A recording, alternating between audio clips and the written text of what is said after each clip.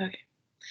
Today, I'm going to speak about an approach to substance use disorder treatment that focuses on increasing the appeal of the alternatives found in a sober life.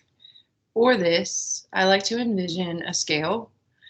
Now, the symbol of the scale is used in a variety of ways, including for the astrology sign for Libra, a sign known for balance and harmony. It is also used in law as a symbol for fairness of judgment and justice.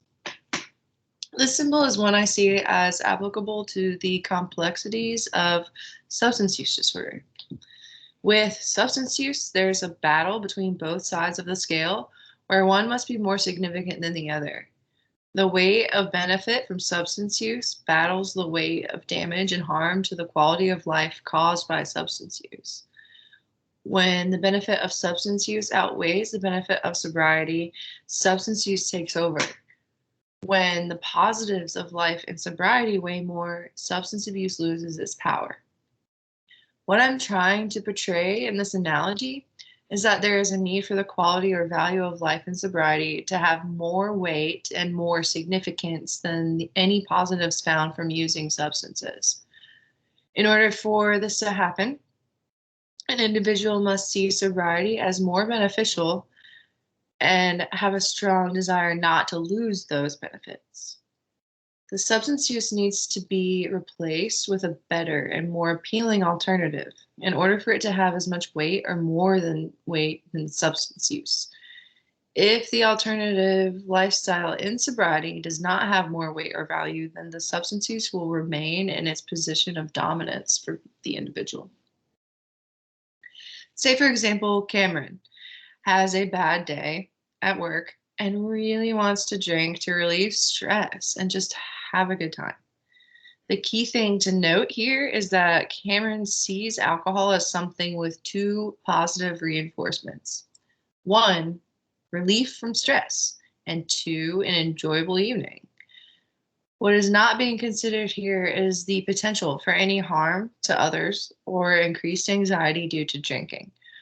What needs to happen is for Cameron to see an alternative as more likely to relieve stress and have a good time, such as going on a bike ride with friends or even boxing to alleviate stress, which are both significantly more healthy yet still effective actions for Cameron. In therapy and treatment for substance use disorders, one approach focuses on this weighted scale of lifestyle choices and seeks to promote an environment that represents a better option for the individual in their own eyes. I say in their own eyes with emphasis because someone can be told a more healthy lifestyle is better, but unless they see it for themselves, the appeal just isn't there. It's like being offered a raw carrot out of the ground and a fresh baked donut, and you're told by a third party the carrot is good for you and the donut is bad for you. However, the donut smells so much better. Say someone takes that carrot and prepares it in a way with an appealing, mouth-watering aroma with flavors and vibrant and tender. And then you'll more likely be inclined to choose that carrot. Even language and verbiage can impact perspective on what seems more appealing to us. Treating substance use disorder is like marketing for sobriety in this way. Considering alcohol advertising suggesting the relaxation and party provided by their product, there is a competition. Often people do not realize that the beach scene and social event shown in these advertisements can be enjoyable even without the drink or bottle that's in someone's hand. This can be applied to lifestyle choices where the healthy behaviors slowly become more desirable than the destructive behaviors associated with substance abuse. This approach to substance use treatment that I'm discussing is called Community Reinforcement Approach, or CRA. The goal of CRA is to enhance the positive reinforcement for sobriety and eliminate the positive reinforcement for substance use. CRA analyzes the behavior of an individual with substance use disorder and creates a plan that increases their own motivation to quit by building new coping behaviors and incorporating these significant others in the process of recovery. The community of the individual is included in this treatment because of their ongoing involvement in the individual's daily life. The loved ones have an impact on the weight of the value of life and sobriety, particularly because they can help eliminate the positive reinforcement for substance use.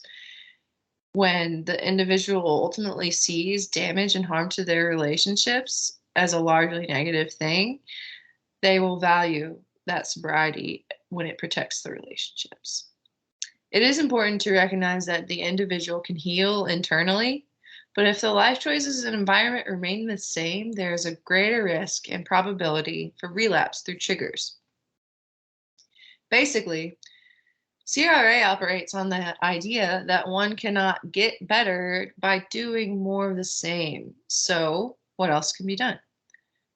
CRA provides answers to this question by being flexible to learn from the client and base the treatment approach on their individual needs related to their perspective on reinforcement in their community. The social environment becomes directly involved with the process, and incentives for sobriety are offered instead of punishment for drinking. Negative reinforcement has been proven to be less effective for long-term abstinence. In research by Azrin in 1976, drinking days in the CRA group dropped to 2% of all days during a 6-month follow-up period, compared with 55% of all days in the standard treatment group. In 1982, another study showed more abstinence and employment and less rates of incarceration among CRA client studies. Key components of CRA include the provider being a positive reinforcement tool as the client returns to sessions regularly. On the weighted scale, the provider is included in being an appealing part of treatment to decrease the weight of substance use's appeal. Part of this is making the client feel incorporated in their own treatment.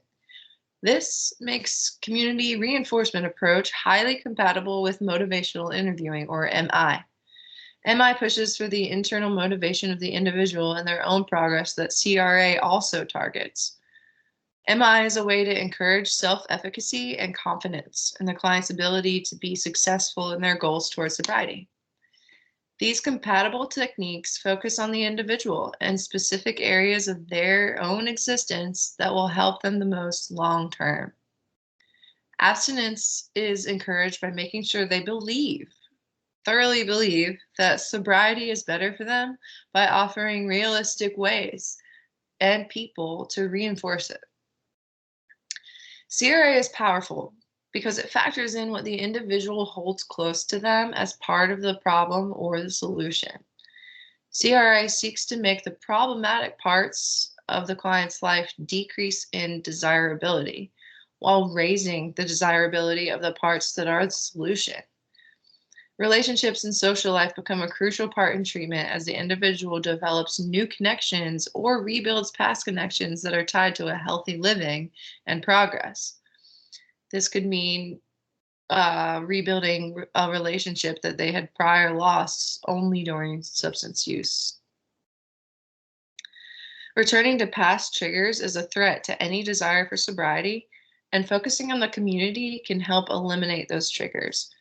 Because of this, CRA is a realistic and rational approach that is easily integrated with other techniques that include all areas of the individual's life. They tip the scale, adjust the weight, and prepare the sobriety in a more delightful and pleasing way to increase its significance and appeal, just like that carrot. It decreases the weight and eliminates the power and hold that substance use has on the other side of the scale, and the battle of the scale becomes settled. Thank you.